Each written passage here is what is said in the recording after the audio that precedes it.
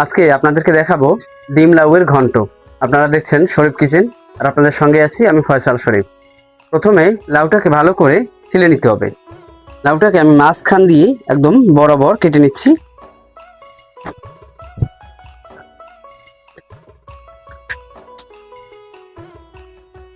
এখন এই টুকরার মাঝখান দিয়েও কেটে নেব।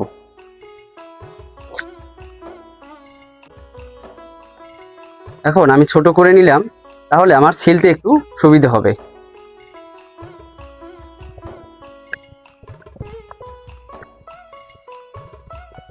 লাউ ছিলে নেওয়ার পরে আমি এটার মাঝখান দিয়ে আরো ছোট টুকরা করে কেটে নিচ্ছি।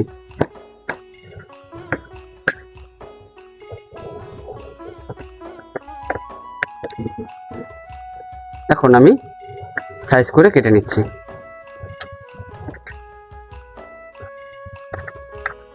আমি প্রতিটি সাইজ একইভাবে কেটে নেব।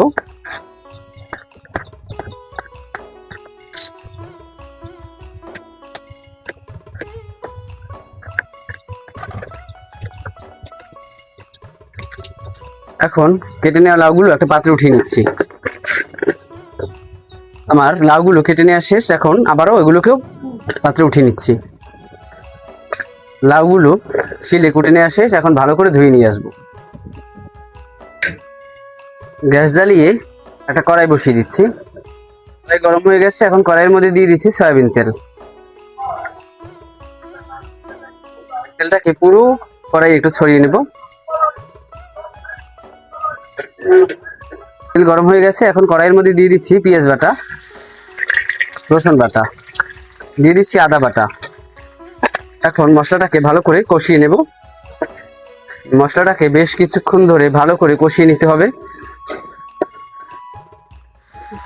অনেকক্ষণ যাবত পেঁয়াজ, রসুন এবং আদা কষানোর পরে দিয়ে দিচ্ছি সামান্য একটু পানি। পানি দিয়ে ভালো করে একটু নাড়াচাড়া দিয়ে দেব। এই পর্যায়ে দিয়ে দেব হলুদ গুঁড়া, সামান্য মরিচ গুঁড়া। এখন আবারও মশলাটাকে কষাতে থাকবো। আর আমি কিন্তু এর মধ্যে লবণ দেব না, লবণ দেব লাউ দেওয়ার পরে। এখন দিয়ে দেবো মাঝখান দিয়ে কেটে রাখা কয়েকটা কাঁচামরিচ।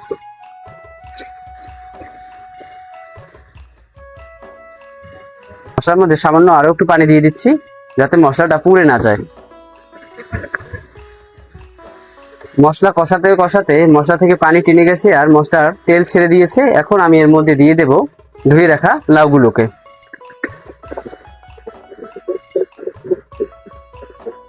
লাউ দিয়ে ভালো করে মশলার সাথে কষাবো। আস্তে ধীরে ভালো করে নাড়াচাড়া দিয়ে দিতে হবে।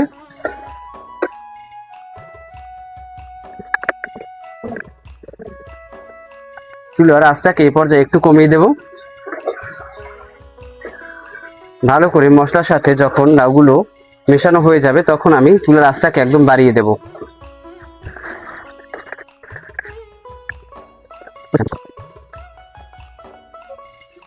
ভালো করে মশলার সাথে লাউগুলোকেও মিশিয়ে নিয়েছি। এ পর্যায়ে মধ্যে দিয়ে দেব পানি।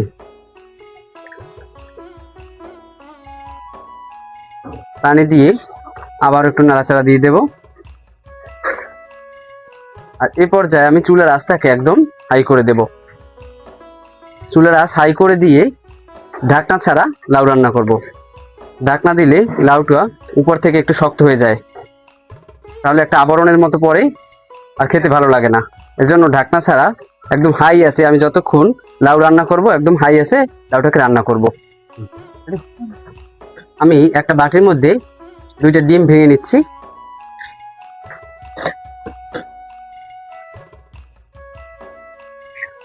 ডিম দুটোকে দিয়ে ভালো করে একটু ফেটে নেব।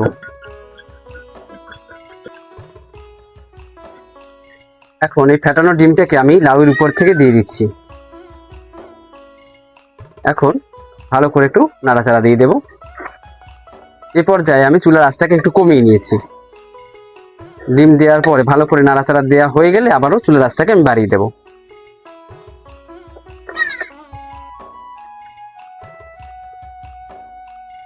এখন আবারও চুলার আঁচটাকে বাড়িয়ে দেব। ব্যাস, এই পর্যায়ে এসে দিয়ে দেব পরিমাণ মতো লবণ। লবণ দিয়ে একটু নাড়াচাড়া দিয়ে দেব। খেয়াল করেছেন নিশ্চয়ই, আমি কিন্তু লবণটাকে একদম শেষ পর্যায়ে এসে দিয়েছি। এই পর্যায়ে এসে লবণ দিলে লাউ খেতে ভালো লাগে, লাউর স্বাদ বাড়ে। আর লাউটা একদম গলে যাবে না, সেদ্ধ হয়ে যাবে কিন্তু আস্তে আস্তে থাকবে। আর এ পর্যায়ে লাউয়ের কালার ঠিক রাখার জন্য উপর থেকে দিয়ে দিচ্ছি 1 চা চামচ চিনি। এই এখন যদি চিনি দিয়ে দেই তাহলে লাউয়ের কালারটা একদম সবুজ সবুজ থাকবে, দেখতে ভালো লাগবে। চিনি দেওয়ার পরে আবার একটু নাড়াচাড়া দিয়ে দেব।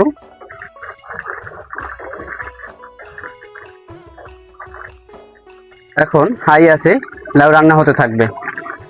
এই পর্যায়ে এসে লাউয়ের মধ্যে দিয়ে দেব ভাজা জিরের গুঁড়া। আমি উপর থেকে ভাজা জিরের গুঁড়া দিয়ে দিচ্ছি। জিরের গুঁড়ো দিয়ে আবার একটু নাড়াচাড়া দিয়ে দেব।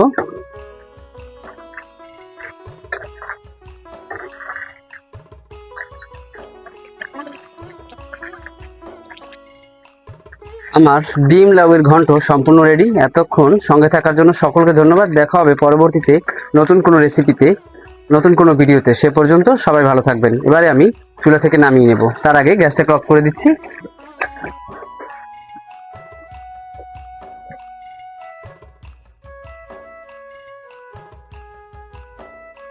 ডিম দিয়ে লাউয়ের ঘন্ট আমি একটু খেয়ে দেখছি কেমন হয়েছে। বিসমিল্লাহ, মাশাআল্লাহ, অসাধারণ।